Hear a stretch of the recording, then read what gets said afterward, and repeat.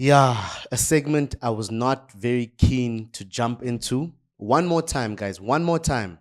Let's talk about our striker. Nicolas Jackson. Welcome back to the channel. Welcome to Patala FC. We are within, yo. and it stresses me because this man has made 58 appearances for Chelsea in the Premier League specifically. 58 appearances, 23 goals. That's less than half a goal per game or something like that. Yeah. He's won 27 of those games and we've lost 15 times in the appearances that Nicolas Jackson has made. So how much of an impact has Nicolas Jackson really made in the front line for Chelsea? You know, my issue is Chelsea's main goal threat is a midfielder, a central attacking midfielder who played in the front three on the right wing last season. Of course, we're talking about the great core Jermaine Palmer. But teams that win trophies, teams that go on to be called great sides, have front threes that they rely on. We all know the greatest front threes, guys. The BBCs, the MSNs. You know, they didn't have a nickname, but Roberto Firmino, Mo Salah, and Sadio Mane were effective. And goals came from everywhere. And right now, Liverpool, why is Darwin Núñez not in the front three? Certain aspects of his game, certain similarities that he has with who? Nicolas Jackson, and that's lack of clinical nature. So we look at his big chances missed. We look firstly at the shots he's taken. Nicolas Jackson has taken 143 shots. He's scored 23 goals. Big chances missed, 39. Out of those 143 shots taken, 72 are on target. That's almost half. I'm not saying these stats are horrible because if you look at players like Erling Haaland, you might see a similar ratio actually. But Nicolas Jackson, it's the manner of the misses.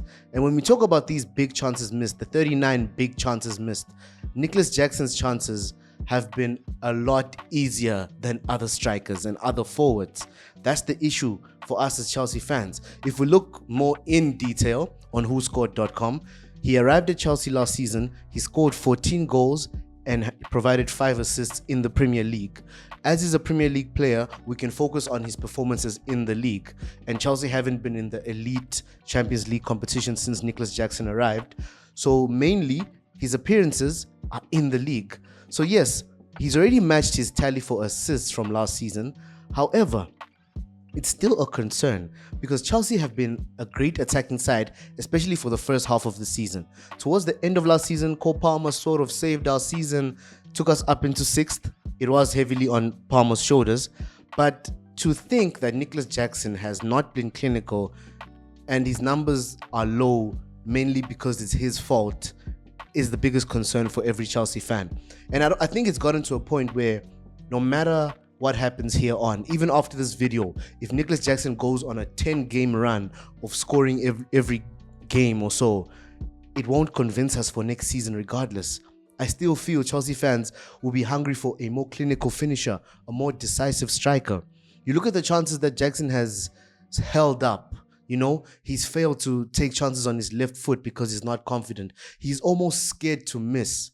As a striker, you cannot be scared to miss. I was watching John Obi Mikel's podcast, and we all know how ruthless he's been when it comes to discussing Nicolas Jackson. He's been so ruthless, and we might be on the fence. You know, do you agree with Mikel? Do you disagree with him? And how does Jackson fix it? Yes, he starts scoring more goals so that we're more convinced, but still, Jackson won't convince us. He doesn't have the time anymore. Things have changed. I think about sometime last season, beautiful birds. Sometime last season, I spoke about how Didier Drogba, arguably our best striker in history, scored 16 goals in his first and second season at Chelsea.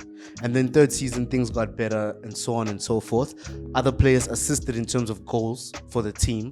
But Nicolas Jackson, with his numbers, in this modern era of football, he won't make it as Chelsea's main striker if he continues like this, guys. And this video is not to slander him and to say he's a bad striker, but what he's done to himself in terms of conversion, in terms of impacting games. In the most recent game, Maresca took him off in the 51st minute because he failed to exert himself in the game. So how many other games would Jackson perform that way? And yes, he's hungry. Yes, he shows potential in moments, good touches, good turns. But overall, he's a striker and he's meant to finish chances for the team. We have to rely heavily on Cole Palmer. And we spoke about front threes. Who are our front three? Jadon Sancho, Madueke, even Neto, since Neto arrived. Our front three is not clinical and they lack chemistry. So we have to rely on our Cam to be our top scorer almost every season. That's a concern. We need a striker that at least contends with Cole Palmer in terms of numbers. And then Chelsea can be something else, a different dynamic as a team.